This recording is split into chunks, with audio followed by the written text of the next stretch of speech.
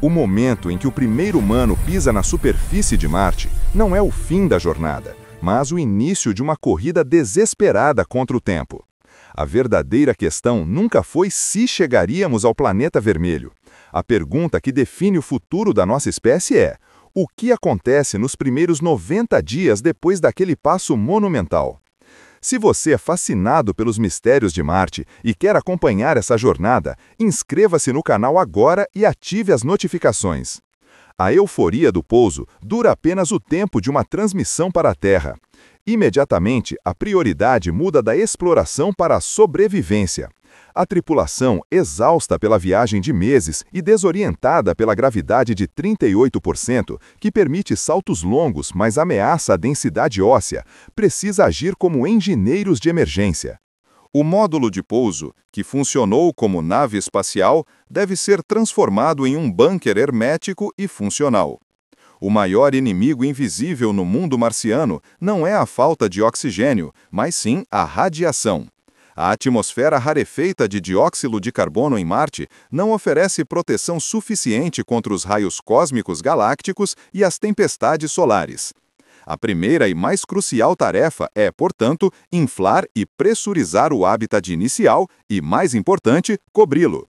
Isso exige o uso de sacos de regolito ou de um escudo de água armazenada empilhados rapidamente para criar uma camada protetora. Sem esse escudo, a dose de radiação recebida em poucos meses seria inaceitável.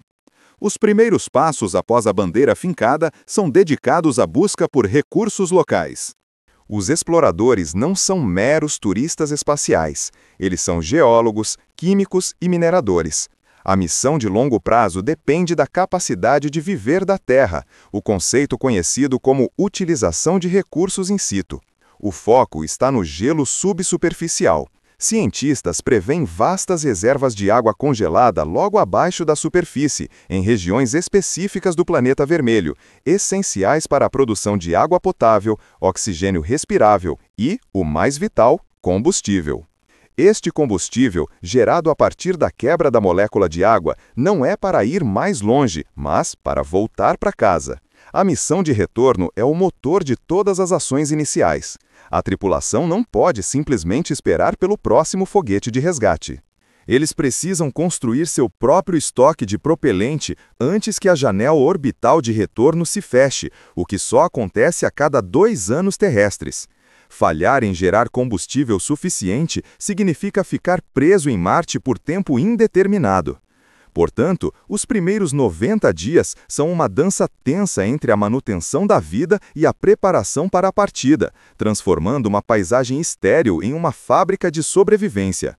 O sucesso não é apenas pousar, mas garantir que a base inicial possa sustentar a próxima leva de humanos, transformando uma visita em uma presença.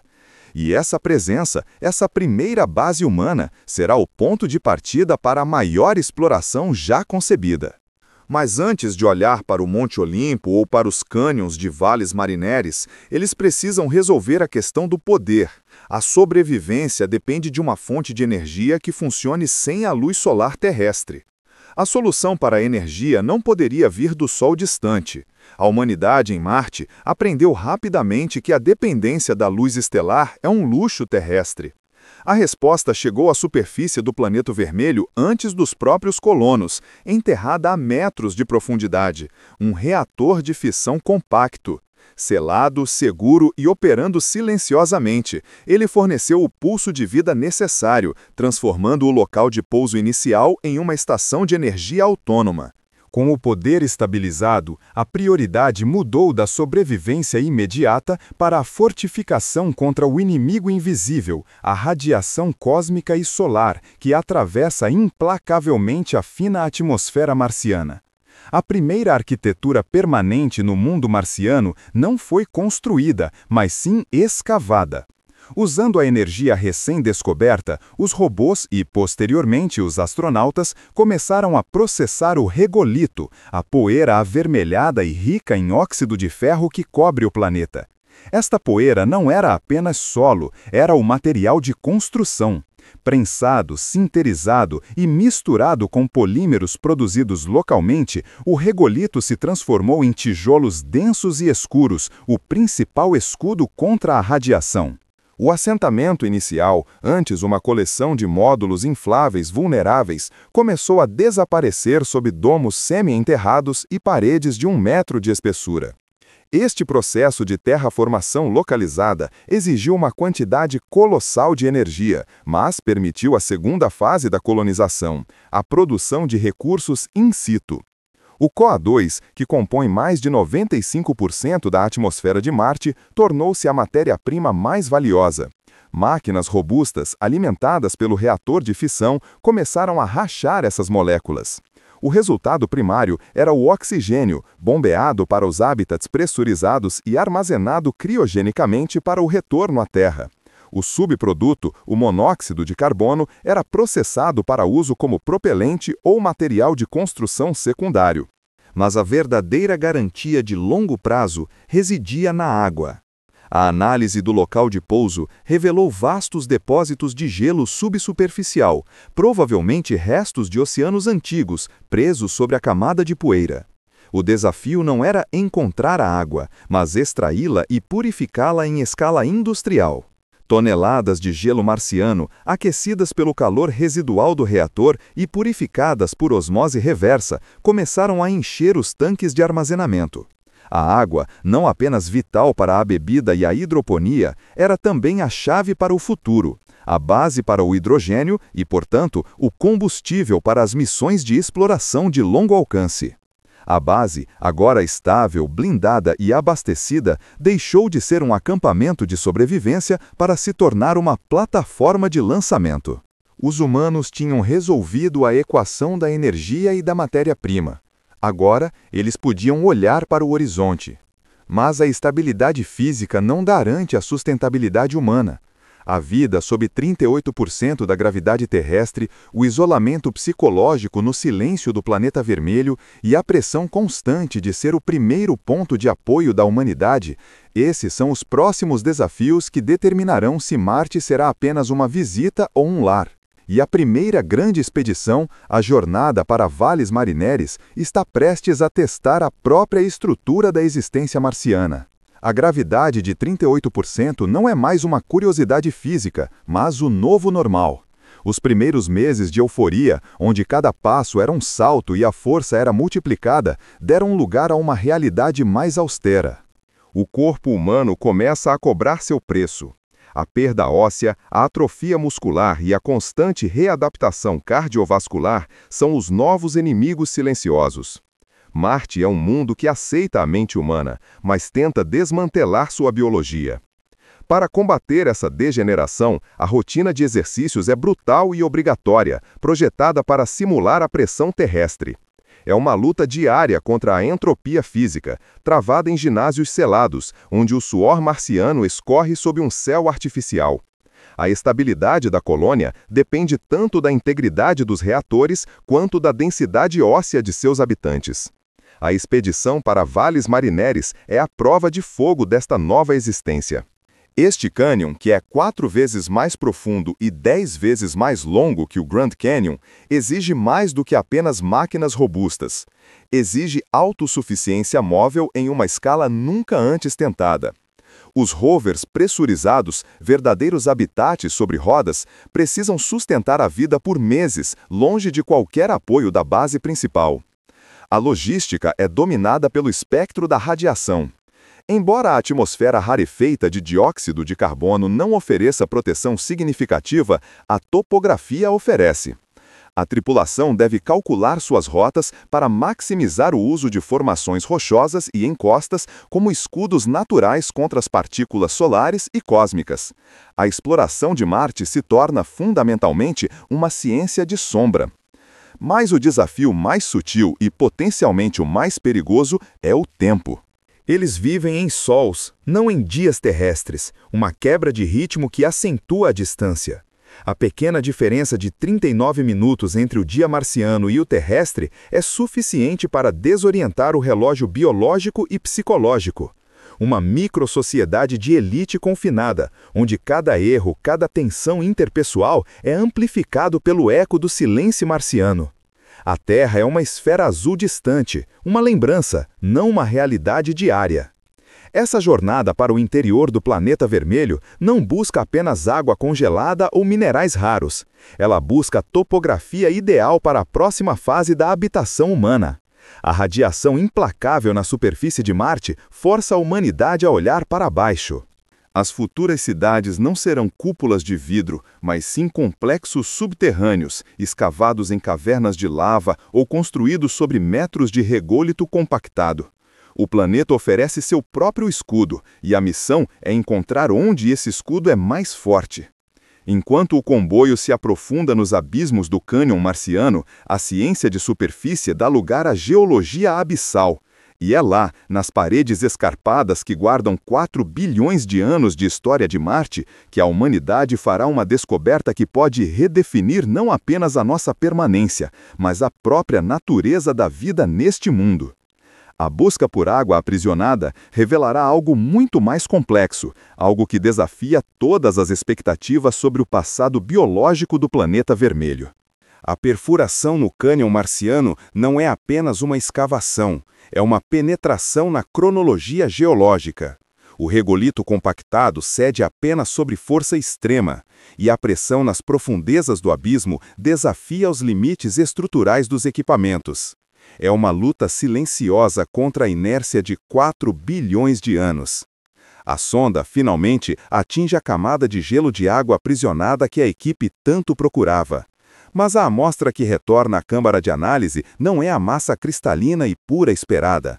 É saturada por uma coloração escura e vítrea, incrustada em uma matriz que se assemelha a um xisto antigo. Sob o microscópio portátil de alta resolução, a tripulação testemunha o impossível. Não se trata de minerais aleatórios. É uma estrutura cristalina complexa, de geometria quase orgânica, que imita a arquitetura celular em uma escala que desafia as formações geológicas abióticas. A vida marciana, se é que se pode chamá-la assim, adaptou-se à solidão geológica. Ela não precisou de luz solar nem de uma atmosfera densa. Ela prosperou usando a energia química das rochas, vivendo na escuridão e sob a pressão esmagadora do cânion, protegida da radiação. Esta descoberta, enterrada profundamente no planeta vermelho, redefine a missão instantaneamente. A busca por um refúgio seguro sob a superfície de Marte agora se transforma em uma questão de biossegurança planetária. A prioridade não é mais apenas sobreviver à radiação, é garantir que a vida terrestre, os esporos e bactérias trazidos involuntariamente, não contamine ou destrua essa herança biológica única. O medo da contaminação reversa, de trazer algo marciano para a Terra, é substituído pela responsabilidade imediata de não estragar o que está ali. A tripulação está isolada pela profundidade e pelo atraso na comunicação. Eles precisam tomar decisões científicas e éticas de importância global em tempo real, sem a supervisão direta da Terra. O primeiro laboratório humano em Marte, improvisado no fundo de um cânion, torna-se a linha de frente da astrobiologia. As futuras bases permanentes em Marte, portanto, não podem ser apenas escudos robustos contra o ambiente externo. Elas deverão ser laboratórios de contenção de nível planetário, zonas de quarentena rigorosas. O primeiro passo da humanidade neste mundo marciano não pode ser dado sem precaução. O primeiro gesto é a construção de uma câmara de descontaminação absoluta. O risco de encontrar vida não está mais no futuro distante, ele é a realidade presente, e essa vida está a poucos centímetros de distância. O que encontraram é complexo, inerte e parece ter cessado suas funções há éons. Mas, enquanto a equipe tenta catalogar e isolar a estrutura para transporte seguro, a geologia abissal de Marte oferece uma última e terrível surpresa. O que eles encontraram pode não estar morto. O que encontraram não era um fóssil petrificado, mas sim uma estrutura complexa em estase profunda. A ameaça não era a contaminação, mas a geologia instável que a abrigava. Ao tentarem isolar o espécime, a rocha circundante, uma matriz de regolito compactado e permafrost de CO2, começou a ceder. O calor residual dos equipamentos, ou talvez a simples diferença de pressão atmosférica, perturbou o equilíbrio de éons. O que parecia inerte reagiu, não com um movimento biológico, mas com uma liberação sutil e perigosa de gases aprisionados, forçando a equipe de volta à câmara de descontaminação. O planeta vermelho mostrou que seu subsolo é um ambiente de equilíbrio químico precário. A vida, se é que era vida, estava encapsulada em um cofre de gelo volátil e minerais que poderiam se desintegrar ao menor toque. A missão de catalogar o primeiro vestígio de vida alienígena se transformou em uma corrida desesperada contra o colapso geológico. A gravidade de 38% de Marte, que deveria facilitar a escavação, agora se revelava um inimigo silencioso. A baixa atração significava que qualquer falha estrutural se propagava de forma diferente, exigindo reforços muito mais complexos do que em Terra. O foco imediato mudou. O plano inicial de construir um habitat inflável de superfície foi abandonado. A prioridade não era mais a colonização lenta, mas a criação de uma arca subterrânea. A arca seria um laboratório hiperprotegido, enterrado sob metros de regolito para blindagem contra a radiação cósmica, capaz de lidar com amostras biológicas e geológicas que ameaçam explodir ou se desintegrar. Esse passo, forçado pela descoberta, redefiniu o futuro da humanidade em Marte. Não seria uma ocupação gradual da superfície, mas uma descida imediata e permanente ao subsolo, um refúgio da fúria atmosférica e da radiação solar. A escavação da arca começou em Hellas Planitia, uma das maiores e mais antigas bacias de impacto do planeta vermelho, famosa por sua extensa camada de gelo subsuperficial e pela pressão atmosférica ligeiramente mais elevada. A equipe percebeu que, para estudar a vida marciana, eles teriam que se tornar parte do mundo subterrâneo de Marte.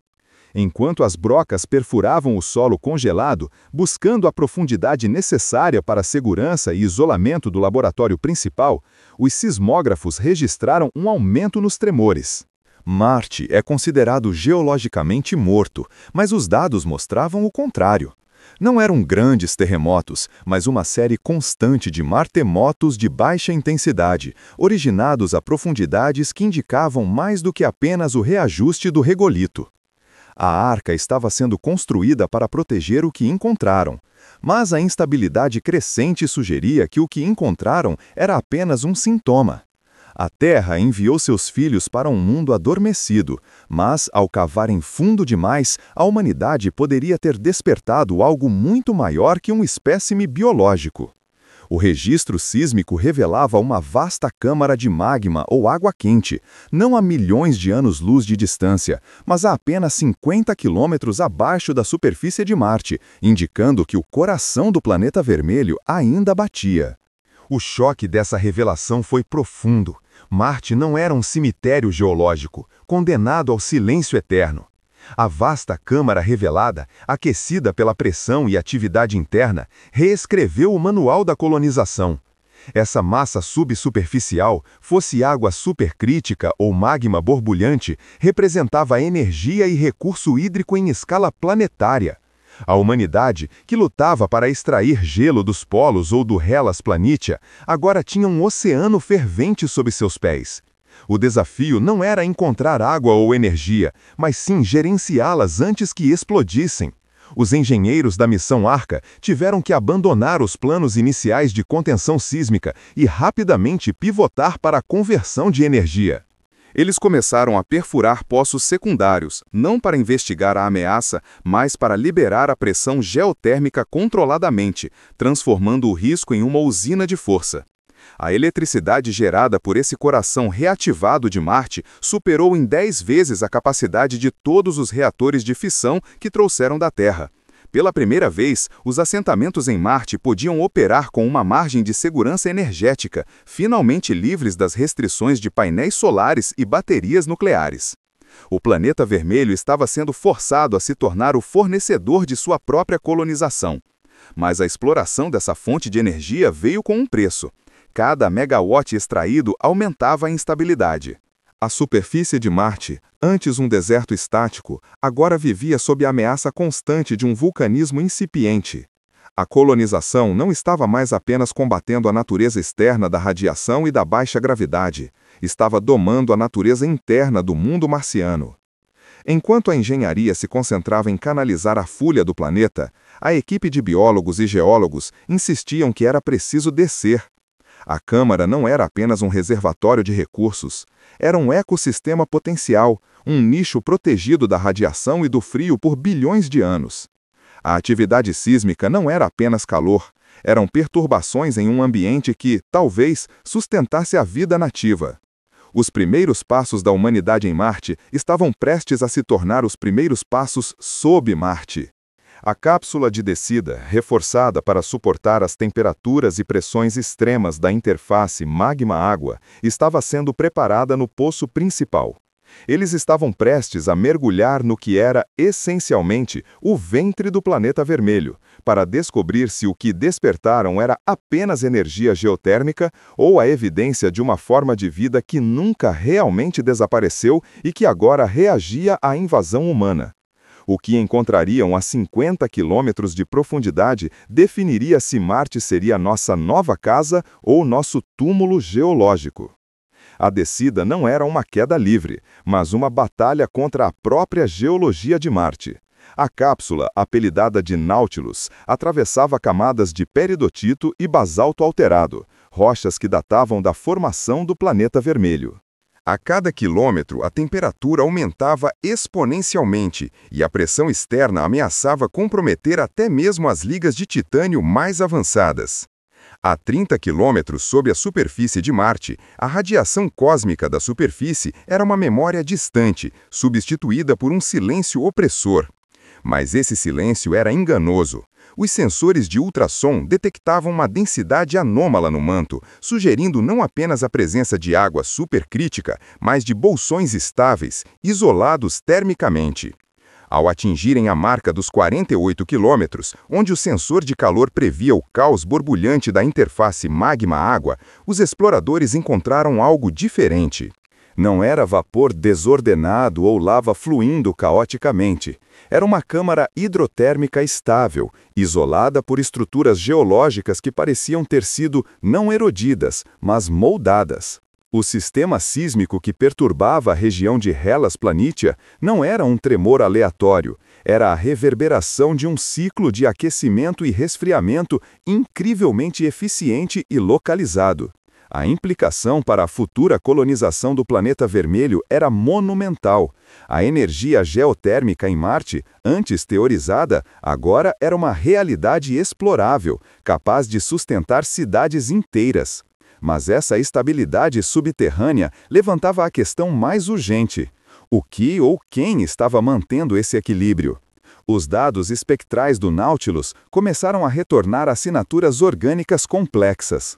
Não simples bactérias extremófilas confinadas ao gelo, mas cadeias moleculares que exigiam um metabolismo altamente especializado para sobreviver sob tamanha pressão e ausência de luz solar. A vida no mundo marciano não havia se extinguido, ela havia se retraído para o único lugar onde a água líquida persistia, o seu ventre magmático. A humanidade sempre presumiu que a vida em Marte, se existisse, seria primitiva e inerte. Mas aqui, a 50 quilômetros de profundidade, havia algo robusto, algo que havia sobrevivido a eras de extinção. Essa forma de vida profunda havia evoluído para utilizar a energia geotérmica de maneira que os humanos mal podiam compreender.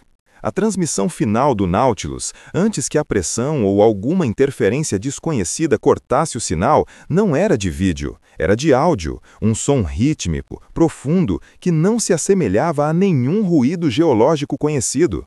Era uma frequência organizada que parecia estar se comunicando, ou talvez respondendo à perturbação que o poço de perfuração humana havia causado. Os colonos que haviam se instalado nos vales de Marte, focados em terraformar a superfície fria e vermelha, estavam prestes a descobrir que sua verdadeira vizinhança estava 50 quilômetros abaixo, e ela sabia que eles haviam chegado. O silêncio que se seguiu ao corte do sinal do Nautilus foi o mais barulhento já experimentado na história da exploração espacial. Não era o silêncio do vácuo, mas o silêncio de uma verdade recém-revelada que reescrevia todos os manuais de geologia e exobiologia.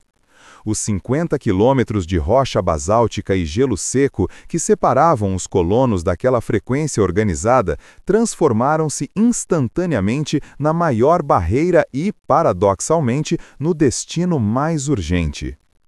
A missão humana em Marte até aquele momento era uma história de engenharia de superfície, construir domos, minerar água, proteger-se da radiação e iniciar a coreografia lenta da terraformação.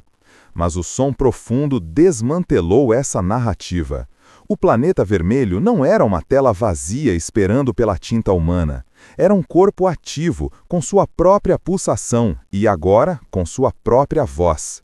Os sismógrafos instalados em vales marineres e nos planaltos de Hellas Planitia, antes usados para monitorar tremores de impacto ou atividade vulcânica residual, tornaram-se ouvidos focados. Eles capturaram e triangularam o ritmo, confirmando que a fonte não era um fenômeno caótico, mas uma emissão energética com modulação. Não era o ruído de um motor de fusão ou o colapso de uma caverna, era a assinatura de algo complexo, operando sob pressupostos físico-químicos que a ciência terrestre mal podia imaginar. A humanidade se viu em um dilema existencial. A energia e os recursos destinados a aquecer a atmosfera e liquefazer o gelo polar foram subitamente desviados. A prioridade não era mais criar um paraíso na superfície, mas entender o que havia sido perturbado no subsolo. Os colonos que vieram para conquistar perceberam que talvez tivessem apenas se tornado vizinhos, e vizinhos barulhentos. Marte deixou de ser o alvo da ambição humana e se tornou um parceiro na ignorância. A verdadeira fronteira não era a órbita de Júpiter, mas a crosta marciana que se estendia abaixo dos pais dos assentamentos. A gravidade de 38%, a poeira de perclorato e o frio extremo da superfície, todos os desafios que definiram os primeiros anos pareceram superficiais. O verdadeiro teste da resiliência humana estava agora a 50 quilômetros de profundidade. Os cientistas marcianos propuseram a teoria da biosfera endógena profunda, uma vida que evoluiu em um ambiente protegido da radiação solar e alimentada pelo calor geotérmico, talvez usando o ferro e o dióxido de carbono pressurizado como base metabólica. Se essa vida existia e era capaz de emitir frequências organizadas, o futuro da colonização não envolveria apenas a mineração e a agricultura, mas a comunicação e, potencialmente, a coexistência com uma civilização ou ecossistema alienígena. Os primeiros passos da humanidade em Marte foram dados na luz vermelha da superfície, mas o que viria depois, a próxima grande etapa, seria dada na escuridão e sob pressão. A saga da colonização se transforma então na saga da diplomacia interplanetária, ou talvez da guerra silenciosa. A esperança não está mais apenas em semear a vida, mas em aprender a escutar. O legado da humanidade no planeta vermelho não será definido pelo tamanho de seus domos ou pela extensão de suas estufas, mas pela resposta que daremos àquele som rítmico vindo das profundezas. O que acontece depois é simples.